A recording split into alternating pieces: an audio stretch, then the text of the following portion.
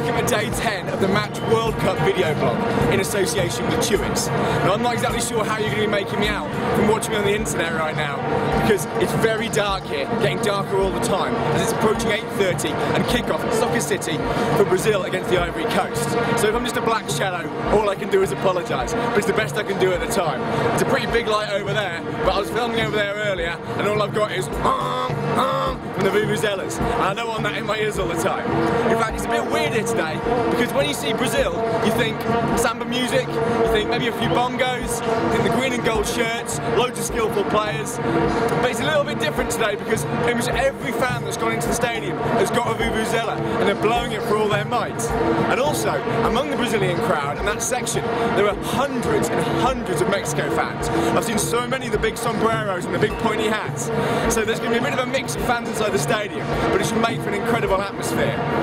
My hopes for the game is that Brazil step it up a little bit from last time and they knock it around and we see some of those skills that they're so famous for. The likes of Elano and Kaká and Rubinho and Luis Fabiano. We get those little touches, little flicks, and we get some amazing football. I'm really looking forward to getting Macon and Michel Bastos forward from the fullbacks, because the pace and the movement from them is really exciting.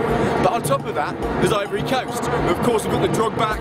He's eager to play and put in a big performance to prove what his quality is against a strong team like Brazil. Both teams have got a lot to play for. It's crucial that neither lose, so we'll wait and see what happens. I'm going to head inside now because 8:30 is approaching, South African time, and it's all going to finish and the gates are going to be closed, so I'll see you all later. I'm back outside Soccer City now, and all the fans have streamed off home. It's about an hour after the final whistle. We all know what the final score was, don't we? It was 3-1 to Brazil against the Ivory Coast. And it was a fantastic game. I really enjoyed it. First half, some fantastic football by Brazil, really nice tricks and skills. Fullbacks not getting us forward as much as I'd like to, but the midfield and the attackers were really having a good game. Ivory Coast had quite a lot of the play, I thought, but they didn't really do much with it. A couple of half chances for Drogba, but nothing much more, so they could be a little bit disappointed with that. But Brazil were fantastic. The big turning point for the game for me was the way the game turned at half-time. Up to that point, great football, great moments. After half-time, there were a couple of nice goals, a fantastic goal by Fabiano. A bit of a question over a couple of handball opportunities for him there, and whether it actually did play place, and it looked like it did. But the main thing was the way that the game turned a bit nasty at half-time. Some nasty tackles going in, a few injuries, and a few people, I think, play acting and pretending they got injured when they actually hadn't done. A big moment with that was when Kaká got sent off. He didn't seem to have done anything, the player ran into him, but he got a second yellow card and was off the field, and I'd be really pig sick if I were him. However, knowing what he's like, he's probably quite happy because Brazil are through and the game that he's missing isn't that important. I think he'll deal with it. So they've got 6 points, top of the group, and it's all good for them. Ivory Coast, they need to get a serious win, quite a few goals probably against North Korea, to make sure they get through in the next round. But that's the end of the game. And just finally to round up all of the match results from the day, the first match, pretty important game because the group is so tight and even.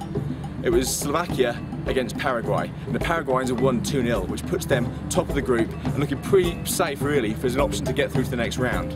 The reason why they're looking so good is because in the other game, New Zealand against Italy, Italy expected to win that one fairly comfortably. It ended 1-1. New Zealand have got another shock draw and they can be really proud of themselves. So Italy need to get some serious results now in that final game to get through. And the final game, of course, the one I've been watching here at Soccer City, that's Brazil 3, Ivory Coast 1. A great game at a great stadium.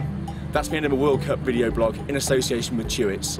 Tomorrow, I'm going to be at the England training ground. I guarantee it because I said I'd do it today, but I didn't get there today. But I guarantee the England training ground, getting all of the news, maybe having a little bit of a tour of the place. And I'll also be catching up on everything else that's going on around the groups. And I'll be watching the Spain match at the end of the day as well, which should be fantastic.